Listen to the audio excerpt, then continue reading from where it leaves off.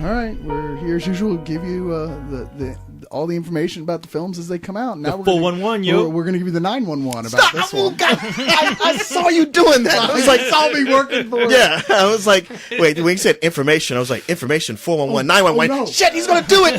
No.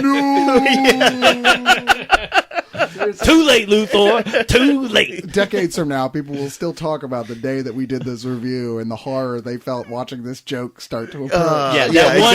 One person, Leon. Yeah, watching the joke was like watching one of those planes flying through the towers. Like, oh, no. Damn, dude. That bad? Wow. That was uncalled for. Leon, you're so insensitive. Unlike this movie, Extremely Loud and Incredibly Close, which is an adaptation of a book of the same name that came out, around, in 2005, which was, I would argue, too early to have a story that closely associated with September 11th, at least as far as the critics were concerned, because every single review was like, too soon. Yeah. Well, they only made 3 or 4 movies about that earlier, right? There was the one by Oliver Stone, which was I think called just World Trade Center. Yeah. And then there's United in 93, which was almost to universal acclaim as a great movie, but everyone admitted you might want to wait till you watch it. Right. Because we're all kind of upset. For the 6 people who were able to watch it. Like how many years was it until Titanic came out after the actual incident? Right. Let's wait that long. And then recently there was that terrible one with the guy from Twilight in it. Oh, remember shit, that? yeah. Remember Me or something Yeah, like that? Remember Me, It was yeah. that was irritating because the fact that 9/11 is just a gimmick in it. It's a cheap, tawdry way of getting a Nicholas Sparks heart tugger of a moment. Yeah, it's are you fucking serious? It's like watching a really shitty movie that you would just throw away that suddenly goes like, no, let us show you how we're relevant. See? Right. And it's like, wow. Yeah, wow. Total fail. I don't know how you can be an actor in a movie like that and not think that, But here's the thing, is that this actually is one of the first films I've seen. It's not about 9/11 in the sense that, it's centered around watching the events as they happened that day, although it does certainly come back to that at points. But it's really kind of about the experience of loss from the eyes of a child. And it uses 9/11 right from the get-go. There's no surprise of, how his father, played by Tom Hanks, how he died in one of the buildings and his experiences and how it's changed him and built him into the weird little guy that he is. Well, now to be fair, he was already a kid who was, you said, a weird little guy. I mean, he wasn't quite Asperger's, but they certainly took him in to be diagnosed, and it was inconclusive. Well, yeah. No, so he's a fan of Spill. Oh. Well, no. It's funny. The whole time watching this, I was like, oh, it's the adventures of young Choker. Oh, Hector. No offense, guys. We love you. We do. But no, they don't. It's like the only reason they don't say Asperger's, say, oh no, that's what he's got, is for the fear someone would screech about it. Yeah, probably they say, so. well, he was diagnosed, but we're not sure, which is movie talk for he's got Asperger's. Because if you know anything about it, he's got Asperger's. This kid is super obsessed with tiny little things. Everything has to have a structure. If things don't make sense, they're enough for him to start screaming. He's a confused child, and 9/11 and his really strong bond he had with his father's, which is severed, irreparably, obviously. Yeah, and almost the worst way possible. Yeah, is the ultimate, this doesn't fucking make sense. So in trying to make sense of it, he's going through his father's things about a year after the accident, and he finds this vase that he accidentally breaks. It's got a mysterious key in it, in an envelope only marked black. Well, he decides that this is a final message that his father has left for him. And sure enough, he and his father used to play little sort of games based on the kid doing research and looking for clues. So we watch this kid flashing back and forth from when his father was still alive and seeing those type of games, him going through the city trying to find who this key belonged to, or what's the connection between this key, his father, and the presumably, at least according to the movie, the name Black. Yeah. And the thing is, Tom Hanks isn't in the movie a whole lot. A lot of it, since he dies in the beginning, it's all flashback. But the little bit he's in there, that guy, you see why he is such, known as one of the greatest actors and gets paid the big bucks, because he makes such an impact. And really? Yeah. Because when I see him in the trailer, I get annoyed already. Yeah. A lot of stuff you see in the trailer, you go oh, here we go again. But it's done in a way that really does get through your defenses and melt your heart. Good. And the bond he has with his dad. I mean, what you can see with his father is like it's like his father knowing like, okay, my kid is special. His brain is all over the place, but I give him these things, these missions, these little puzzles, and it keeps him on track. It's like his father was what was going to make him a normal person, somebody who could function in society. Yeah, and he really was helping him along that path through this, because his dad is a genius anyway. I mean, he's like super. I can't remember. He was like a architect or a rocket scientist or something crazy like that. You're just he was a jeweler. Oh, was he a jeweler? No, you're right. He was. Yeah. No. But he had said he was training to do something else, and then he had to give it up. Right. Anyway, he's super smart. He might have had Asperger's and got over it himself. Could be. He's so smart. But so he's like looks at the problems the kid has. Like for instance, the kid is scared to go on a swing, and so the father has developed this whole elaborate thing based around that. I mean, it was part of his goal and part of what defined who this kid was. He's the father that Leon and I have always wanted. Is that what you're telling me? Oh yeah. Your dad wasn't like that? Most white dads are like that. Yeah. Must be a Exactly. white White. I wish I could have been adopted by Mr. Drummond. Yeah, we don't live in the fantasy world of the whites. In white families, he's an abusive parent. There's after-school specials about what a son of a bitch he is. Now the kid who's the actor is Tom Horn. Thomas Horn. Yeah. Thomas Horn. This kid is amazing. Oh, Because he is. he really carries this whole movie. And what he has to do, to play a kid who's special, who has to have all these emotions and seem confused, and your heart goes out to him, and can be a little shit like a kid can be sometimes. My hat's off to he deserves. I mean, usually a little kid never wins an Oscar.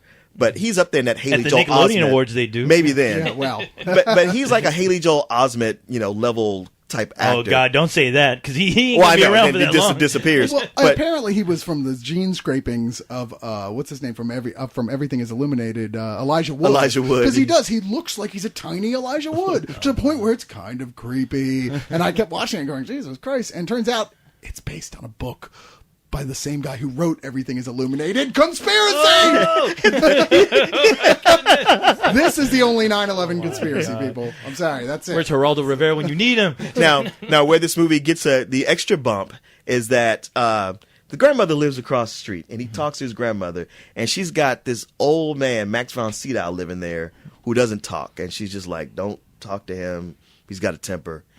But this kid, he's not going to listen. Somehow he gets over there and just talks to him, and he's really in your face, like, why don't you say something? Why wouldn't you want to meet Ming the Merciless? Living across the street from you. But through whatever circumstances, the old man decides, all right, you know what, you seem something's wrong. I'm going to go with you on these adventures. Yeah, to help figure out, because the kid's got a systematic map and like a whole equation for how he's going to figure out, like dividing the city up into maps, into sections, like how he's going to figure out who this key belongs to. And the old man comes along with him. And it's funny because like along the way, the old man almost kind of is definitely taking on a paternal role towards the kid as well. Even though he can't speak, he's writing through this little notebook page he has, and yes and no tattooed on his hands. Wow. But it's almost like he's fulfilling Tom Hanks' role in an opposite way. It's like he's using the opposite technique, and yet it's still working. Oh, wow. Yeah, because the kid already has his goal in mind, and it's like the old man sets certain barriers in his path that anybody else wouldn't be afraid of, but the kid with all his various hang-ups is,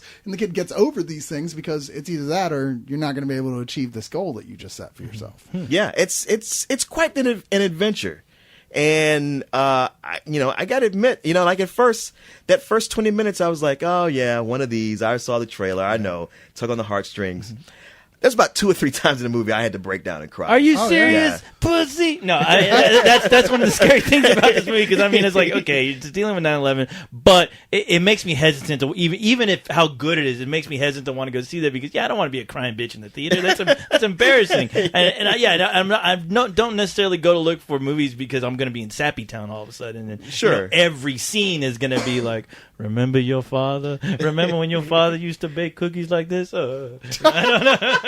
Hey man, those some good cookies. Oh, we weren't talking about my cousin. And the other person who pops in, not all that much, ever so often, is Sandra Bullock as his mom. Yeah. And this is one of her best performances. I was going to ever. say she shouldn't have been like, what did she win the award? Right, the Oscar for the Yeah. Blind I was Side. about to say, That movie. does this make up for that racist movie she was Which in? was bullshit. But Yeah. here, she deserves a Best Supporting She Actress does. award. She's great in this role. It does. It feels like that. Now you got to do something for real. Yeah, now you got to fucking act. And it right? is, there's a lot of actors in here who are so good in it, but only have very small roles. Right. Like Viola Davis plays Abby Black, who's one of the first people that young Oscar Schell, the boy, meets along the way, and he keeps reoccurring. Meeting her. Jeffrey Wright plays her husband. He's fantastic. John Goodman is the doorman. Oh, that's who right. Regularly has to deal with all the weird little hang-ups that Oscar has.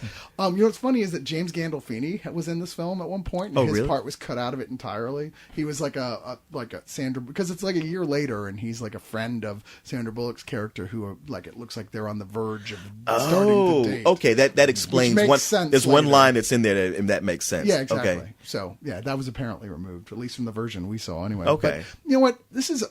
It's not just that. A lot of this is, I thought the cinematography was just beautiful. It really was. I mean, there's moments that aren't there. We're not just talking about because you see the towers burning from time to time. You know what? We're talking about just shots that are just so well composed that you just want to rewind and sit there and just look at them for a minute and go, wow, I wish I had that kind of eye for photography to look at just a wall and go, what would make this just a thing of beauty and be totally right. And the 9/11 element is almost the least of it to me. I mean, it's in there, and I understand why it is.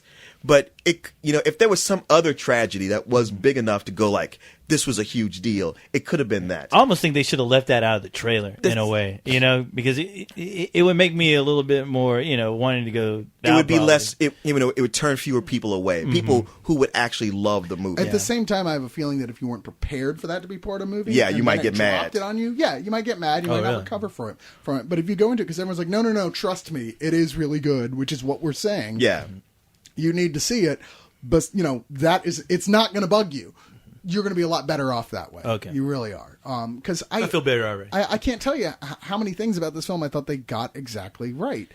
And the type of thing, a lot of the things in here are stuff that, looking at the trailer, we're like, oh, this looks like exactly the type of movie that just pisses me off. And It's another Warhorse trailer. yeah, it makes me feeling like really was. manipulated in a Yeah, way exactly. that's just irrational. It was like, come on, what is that? But no, everything in here makes sense. It's a super smart script, really, really likable characters. I don't know how else I could praise this more. This is actually one of my favorite movies this year, which is not what I expected. Damn. Me either, because I almost wasn't going to watch it. We have these movies to watch, and I was like, this would probably be just some populist, manipulative crap. And it wasn't until Cyrus saw it and said, like, no, you really should watch it. I'm like, all right, I'll go ahead and squeeze it in. And holy shit, I'm so glad I did, because it quickly rose into my top 5 movies of the year. No shit. And man, we keep saying like, oh, this guy deserves this, deserves this. Max von Sydow, character who didn't talk, that guy deserves. He's my choice for best supporting actor of the year. See, man, he needs to get something, because I honestly thought he should have gotten something for Judge Dredd. He was so badass in that movie. But that's me. That and Ming the Merciless. but you make me want. Honestly, you make me want to see it. I mean, obviously, there's something a little bit more than that trailer gave me, and I'm glad to hear it. Yeah, well, just to not to put too fine a point on it, it's a full price of a movie if there is one this year. And it's the great thing about it is a movie, unlike a lot of the other full price movies like Drive or something like that, it's a movie you can feel good about taking your whole family to see, and True. Everyone will enjoy it. But bring lots of Kleenex too. Yeah. It's definitely a high full price for me. Maybe you should take your family to go see Drive too, because that'd be kind of awesome. I'd do that to my family if I had one. I was like, this is all make you feel good film. Yeah, let's go. It's nothing my grandmother likes seeing better than some hooker's head blown up in slow motion. Yeah.